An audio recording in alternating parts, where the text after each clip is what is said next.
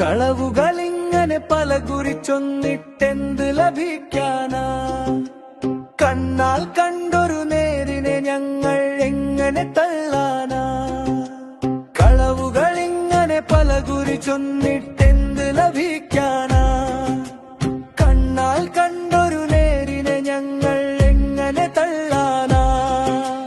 ദീൻ നിങ്ങളെ വീട്ടിൽ നട്ടൊരു മരമല്ലോർക്കുക. നീതിധർമ്മമാണ് ദീനിൻ വഴിയെന്നോർക്കുക. നമ്മൾ വാഫികളെന്നും ഇന്നും എന്നും സമസ്ത. നമ്മൾ വാഫികളെന്നും ഇന്നും എന്നും സമസ്ത.